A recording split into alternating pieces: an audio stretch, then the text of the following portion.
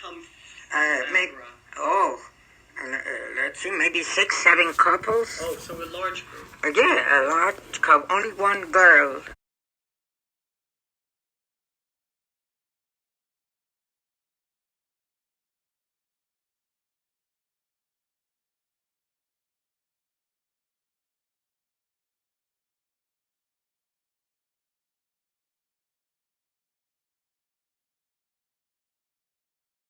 That the boat arrived, and it was time to go. And my mother didn't have no money to pay the fella from the hotel. She begged the people because they were from the same town. So my mother didn't know what was going to happen in America. So she begged them to borrow. She wanted to borrow money. And they won't give her. She said, we're going to America. We don't know where we're going to meet. And it just happened that we all lived in the same streets, a block away from all of them, a block away. And so what would my mother do? She wouldn't be able to go on the boat, the man. So my mother started to cry, which I don't blame her. Everybody left for the boat. My mother and the children were the only ones left in the hotel. So she went to the owner. She said, I only have this, and what shall I do? They don't want to lend me any money, and I can't stay here with my children. And the man was very good. It was a Greek guy. He said, go in peace with your husband and your children. And that's how we came to the boat. And you want something from the boat? Oh, yes. What was the name of the boat? Do you remember? You can say. The boat is... Florida. The boat was the Argentina. It must have been a Portuguese boat. I see. And this was a large boat. Yes, that was a large boat. Yeah, let's talk a little bit about the boat ride over. The boat. For instance, where did you stay in the boat? What were your accommodations? We were steerage. Yes. No money. Like? What was it? Stacks. We see on boats, one on top of another. That's how we slept on the steerage all the way down where. Down at the bottom of the boat. The bottom of the boat. Just callado. Were there lots and lots of people? Well, the same people. But I mean, you were the only people on the boat. Well, and during the day, we used to sleep on the steerage, and during the day we used to go on deck and sit there, and they used to talk. The ones that weren't seasick, they enjoyed themselves. They used to eat very well. They used to feed, they used to give a lot of things. What sorts of things did they feed you? Well, I'll tell you, I didn't eat nothing on the boat. The only thing that kept me alive was garlic and bread. That was my whole trip, most of the trip. 3 weeks was the trip. And I couldn't keep anything in my stomach. You were very sick. Yeah, seasick. I was throwing up all the time. Garlic and bread was the only food. They used to give beans, they used to give meat, they used to give them cheese, certain things that they give on boat. They used to give okay, a lot of things. People that were okay, they ate. And it just happened, my mother, as soon as we went on the boat, a day or so, she took sick. She went into the hospital in the boat, and there were 4 kids. Who's going to take care of all the children? I could hardly take care of myself. And there was one from the group, from the same group we came together. From Ankara. Yes, and she took care of the little ones and then the other ones. And I used to take care of my brother, that's all. And the woman used to take care of the other ones, the little ones. Were your brothers and sisters, were they sick? Did they get sick too? No, they didn't get sick. They didn't get sick. They were small. They didn't know. Right. But how long was your mother in the hospital? My mother was in the hospital about a week and a half. She was there, and then when she came out, thank God, so she wasn't too bad. But me, I was sick all the time, and And then during that trip, one day we had a very, very big storm. It was awful. The boat was rocking, and big fishes, we don't know, probably there were sharks at that time. They used to jump, almost coming to the boat's big ships. And it was a very big storm, and people were afraid. Even water was coming in the boat. And you know, the Jewish people, when they're in a position like this, they always carried the matzah, the afikomi from the Passover. They always used to bring it whenever they were going to go someplace. They always carried some of that. And then when that happened, they started to pray because it was very bad. And they started to throw the matzahs in the ocean. And so finally it calmed down. It calmed very well. And thank God for finally we arrived at Ellis Island. You said the trip took 3 weeks. 3 weeks. I see. Do you remember seeing the Statue of Liberty? I don't remember the Statue of Liberty because from where we were in Ellis Island, I don't think you could see the Statue of Liberty. We were sitting, it was a big, big place with all windows all around. We sat on the floor waiting for my father to come. I see. And my father came before we left. They investigate you. They tell you. They ask you questions. If you can read, if you can write. They asked my mother something. I suppose she made a cross, something. And when they spoke to me, of course, I spoke to them. There was French people there, and so they let us go. The other ones, they won't bother. The little ones. The one 4 years, what does she know? Nothing. Describe the big room with windows. Were there a lot of people in that room at that time? Of course, all the people that came from, got out from the boat. They all went to Ellis Island in that room. You could hardly have room for us, the 4 children and my mother, because everybody sat on the floor and waiting for their relatives to come for them. As a 10-year-old girl, how did you feel about being in a big, strange place like that? We didn't think that much. You couldn't think. The only thing you could think was waiting for my father. And now the kids, 10 years old, they know more. They're more educated. They're more, how can I say, more alert. You were more innocent. Yes. Really, we didn't see things like that in, a lot of people. We didn't have no theaters. They had theaters, all right, probably other people used to go, but the kids, we didn't know anything about it. Did you, you may not remember, but when you were at Ellis Island, do you remember talking to anybody else while you were there? Were you pretty much... No. Everybody was in one corner. They were sitting, and they were talking with their own relatives. The only thing was that they asked us questions, and they let us ready to go out. So we sat down, and then waiting for my father. My father came with my aunt, the one that was here. She came with him, and the first thing when we saw my father, of course, we kissed and that, and he gave us a banana, which when we didn't have in Turkey bananas. Maybe they had in Istanbul, but not in my town. And it was good. It was good. And then I remember we went on a train. No, we took a boat to the elevator, 2nd Avenue, 3rd Avenue, something like that, 2nd Avenue. We went, and my father already had he prepared an apartment, a room, 2 rooms, a bedroom and a living room. Do you remember what the address was? The address must have been, it was on Ludlow Street, 150 Ludlow Street. That number I remember. Ludlow Street, but I didn't go with my parents. to that address. My aunt took me for that night. She took me. She lived in Harlem.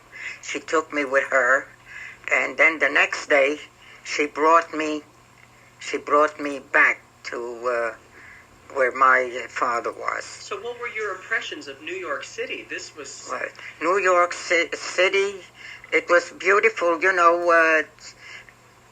It was very the different. language, you didn't know the language. It's hard.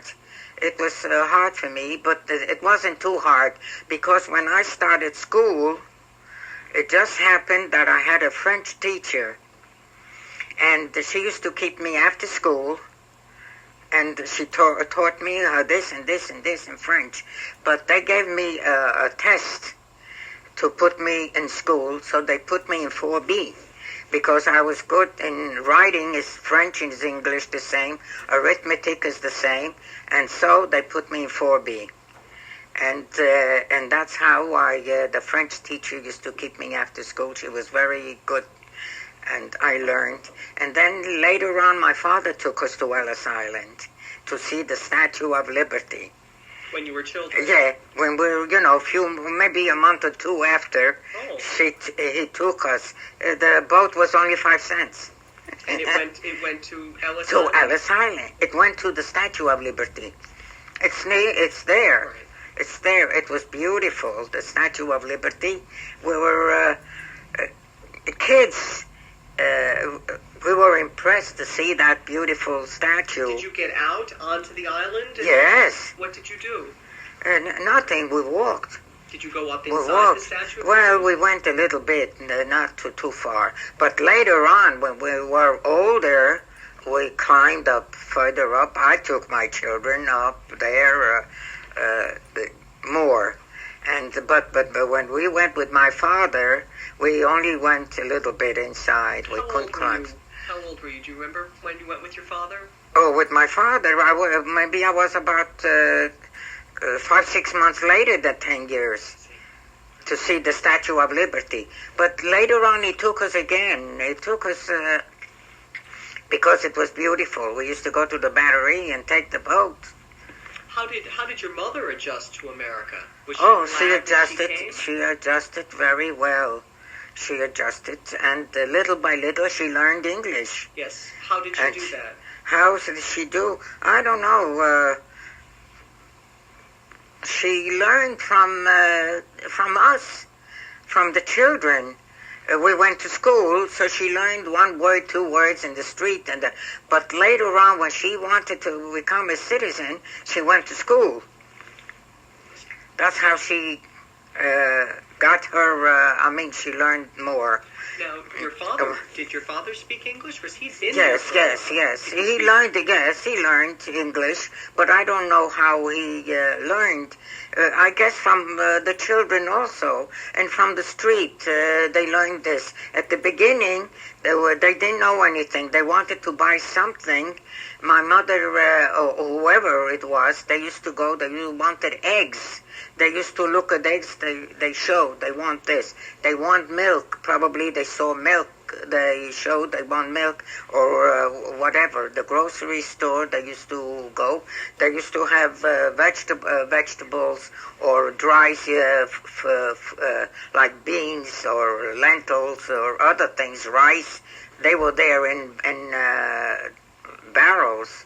That's the way they used to point. They used to point. Then if they wanted meat or neck or something, they used to show this. They want this. That's how they got it. And then they learned the language. And then my mother used to speak pretty well. She used to get, and my father also. Did your mother get a job when she came here?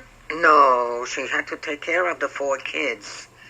My father used to go, I told you he found a job. He was working in the Batteries, and Sundays he used to go to shine shoes because my father didn't make much money, probably $5-6 a week, and to pay rent. And the children, and clothes, we didn't make clothes. Well, they used to make a little bit, but still there were ready-made clothes here. And he had to go. He made a few dollars, and they used to enjoy themselves with friends. They used to get together, and they used to go buy pitcher of beer was for 10 cents, a pitcher of beer, and they used to have a good time. Did you move to a Jewish neighborhood? Yeah, they were all Jewish. Very seldom there was an Italian. The Italians and the Jews used to get along very well. And Christians, I don't remember. But later on, we lived with Irish people. They were very good. Later on. Yeah, near Ludlow Street, was there a synagogue? There was a synagogue on Hester Street, or I don't remember very well. There were a few synagogues. There was one Sephardic synagogue on Allen Street. On what street? Allen. Allen Street. O-E-L-L-E-N, something like Allen Street. There was a synagogue, and there were a few Ashkenazi synagogues. A lot of them. So when you came to America, you still maintained a strong religious... Yes, strong religious. Still the same thing like Turkey. No lights on Saturday, no do this, everything was got to be just so. Did your mother miss her family? What family? The family left... There were nothing was left. Only the mother-in-law. I see. My grandmother on my father's side, and my father's brother. All right, but we were with my father. She had to think of the family, and she used to get along very well with all the neighbors. All the neighbors that we came together, they used to get together. You said they all lived in the same block, right? In two blocks. From after Ludlow Street, at that time, they used to move very often. Then we moved to Orchard Street. I think we got 3 rooms on Orchard Street. I see. So we moved there. That number I don't remember, Orchard Street. And over there was a busy street. They used to have push carts. They used to sell everything. It was. And your father was still working in the battery factory? Yes, in the battery factory, yes. And we went to school. I used to go to school on Ludlow Street. There was a school near Delancey Street, on the corner of Delancey and Ludlow. And later on, I went to, when we moved to Orchard Street, I went to 2nd Avenue. There was a school. And then from there, we moved to Harlem, where my aunt was. Now who was your aunt? What relation was she? She was your my mother's sister. That's why we came. And we moved to Harlem on 110th Street. And again, may I ask, was there a large Jewish population? Everybody was Jewish. In that neighborhood? But there were a few Italians. Yes. There were a few Italians. Maybe there were a few Irish, but Italians, we lived with Italians in the same buildings. They were just like our own. They used to come in with the children, but we used to go to them very close. They used to get very well with the Italians. So right from the very beginning, when you got to America, you were always around people like yourself. That's right. I see. Yes, and when we moved to Harlem, there were a lot of Sephardic in different blocks. And my aunt was also on 110th Street, and we found rooms on 110th Street. And then I started to go to school there. On 113th Street there was a school, and I graduated from there, from 8B. Now they haven't got 8B. Then 8B was like now, was like high school or something like that. So you did very well in school. Yeah, I went to school only 4 years. I finished school and I had to go to work to help my father. What was your first job? My first job was working on children's dresses. In a factory? In a loft, yeah. What sort of things did you do when you say working on children's dresses? Children's dresses. Specifically, what did you do? I used to, usually we used to make the whole dress. The whole dress we used to make. And how old were you? I finished school 14, and As soon as I was about 14 and a half, 15. 15. And I had to put my hair up so I could get the working papers. They won't give you unless you're 17 or 16. I think 16. And I looked a little older. I had to go to work. And they gave me working papers. Mm-hmm. I went to work. You made a week? Well, I was a piece worker. I see. A piece worker, whatever I made. But it wasn't bad. It was pretty good. I see. And then the war came. We, let's see, that was in 1917. No, excuse me. When I first started to work, I worked on children's rompers. Children's rompers, also a factory. Right. Then later on, I went to the children's dresses. Well, in conclusion, let me just ask you a couple of questions. One is, were your parents happy that they came here? Sure, they were happy. They felt that they had made the right decision. Yes, of course. There was nothing wrong from not being happy. In Europe, what did we have there?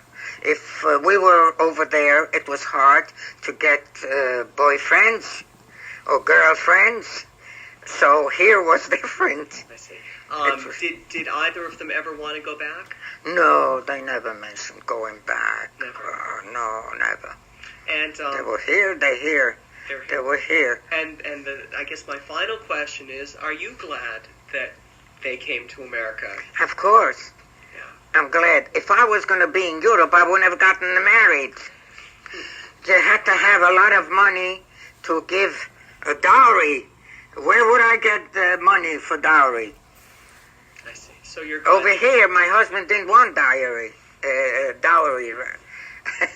Here you work together, you make that's it. I see. So you're glad they came to. Yes, glad we came to America. God bless America. And it's wonderful. I always, when they mention Ellis Island, I always have it in my mind how the place looked. Well, how is Ellis Island now? Well, did they fix it? It's all fixed up. You'll have to. No more woods. No more windows. The windows are there. The windows are there. And what about clean. The floors? The floors are clean. It's all very clean now. Wood? Tile. Oh, they made tile. Tile. So yes, that's right, because all the tiling was done after you were there. You were there in 1913, and it was all tiled about 5 years later in 1918. Oh, yeah? So it looks a little different. Well, anyway, we'll talk about this afterwards. I just want to thank you very much for inviting us into your home to do this. Oh, you're welcome. And this is Paul Segrist signing off for the National Park Service.